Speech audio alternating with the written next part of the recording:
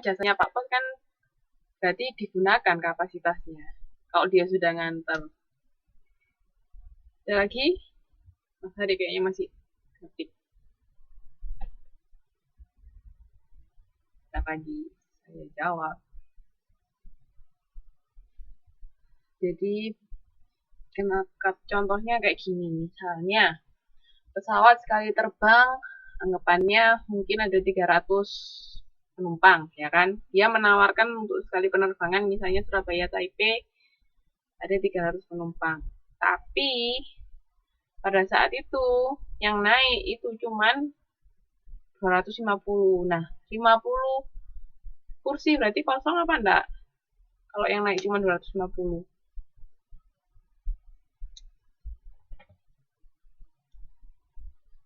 Nah, itu kosong. Nah, itu kan berarti kapasitas jasa yang tidak digunakan. Nah, 200 dari 50 kursi yang kosong, misalnya penerbangan Surabaya Taipei hari Jumat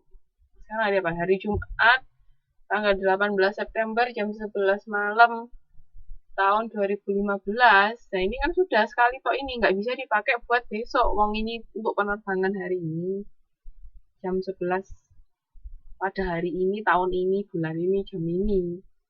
Nah, kalau dia 50 kursi masih kosong, ya sudah, berarti itu kapasitas jasa yang tidak digunakan. Istilahnya hangus, itu nggak bisa kita simpan buat besoknya.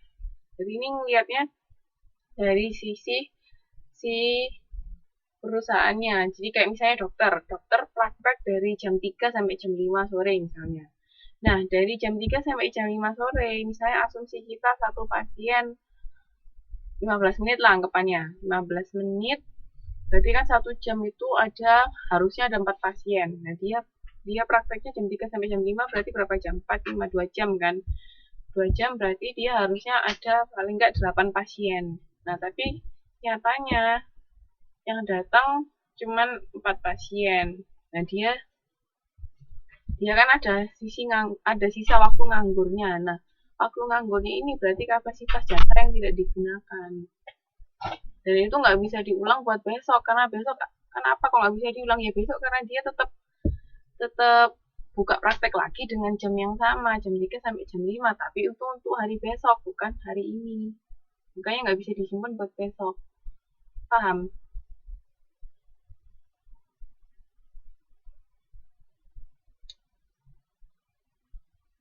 Kereta api juga gitu sama. Kereta api misalnya kursinya ada 100, tapi keisi cuman 80, ya sudah yang 20 itu nggak bisa disimpan. Uang kereta api kan cuma tiket kereta kan tanggalnya itu aja. Bioskop juga semua, pokoknya semua jasa itu intinya nggak bisa disimpan dia.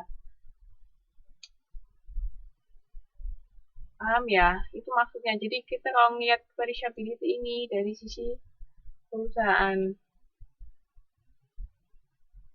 Yang mau ditanyakan untuk perishability?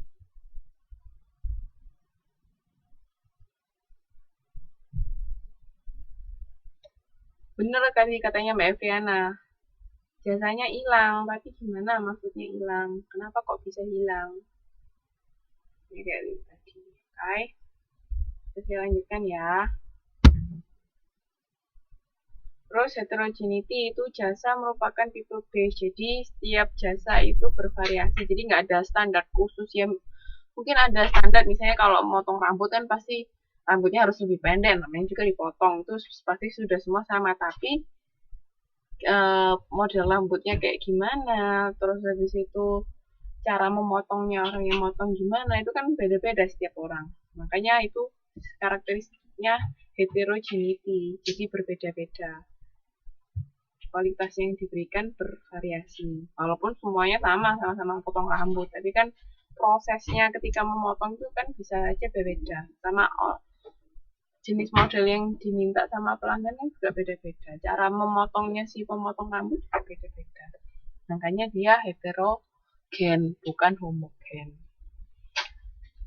Terus habis itu karakteristik jasa yang berikutnya, client based relationship, itu keberhasilan jasa tergantung pada penciptaan dan memelihara hubungan dengan klien yang dapat menghasilkan kepuasan.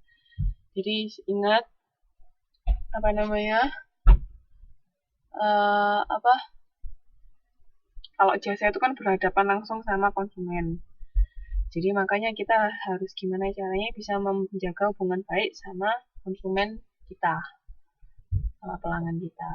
Oke. Terus habis itu customer contact itu jasa ditandai adanya interaksi antara penyedia jasa dan konsumen. Jadi itu intinya. Ingat karena kita ada interaksi langsung, makanya tadi hubungan harus dijaga dengan baik. Makanya ada customer contact, kita ada kontak langsung, maksudnya berinteraksi langsung sama konsumen. Tuh, jasa. Oke, sampai sini ada yang mau ditanyakan tentang karakteristik jasa. Jadi karakteristik jasa ada berapa ya? Apa aja?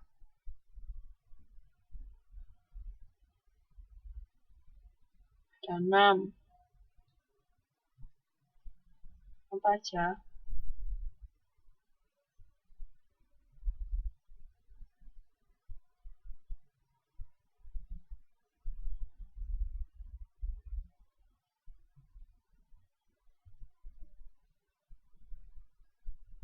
Tangibility. Terus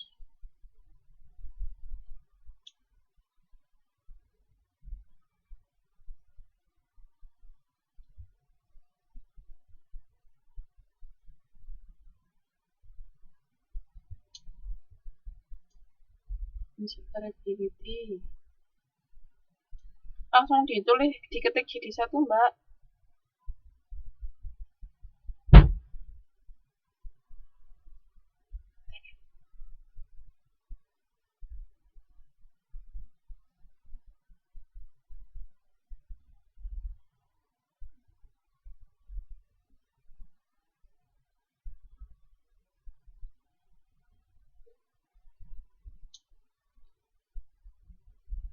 Lagi yang mau jawab?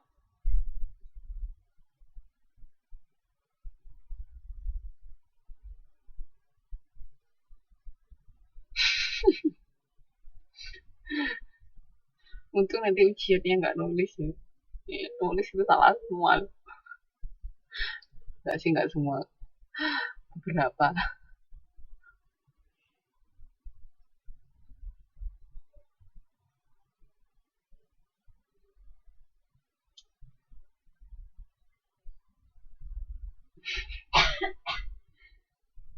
Oke, oke. Jadi inseparability itu apa ya?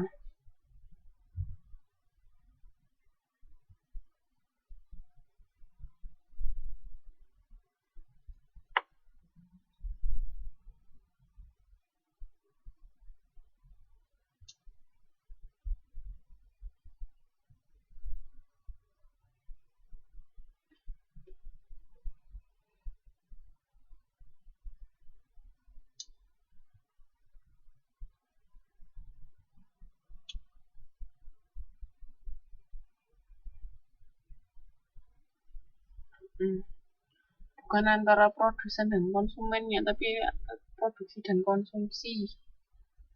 Tidak dapat dipisahkan. Nah, kalau produsen dan konsumennya tidak terpisahkan, ya berarti mungkin mereka bisa aja suami istri. Jadi yang tidak dapat dipisahkan bukan orangnya, tapi prosesnya. Oke.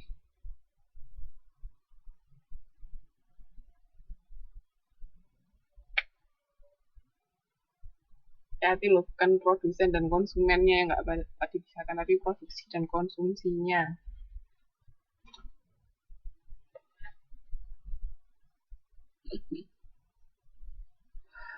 Oke, oke.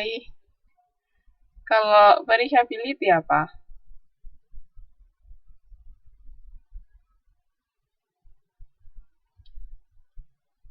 Variability.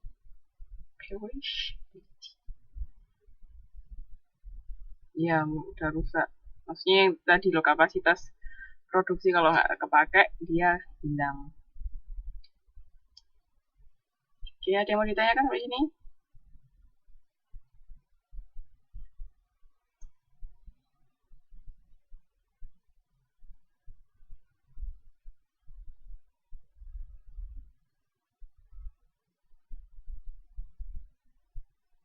Kalau nggak ada, saya lanjutkan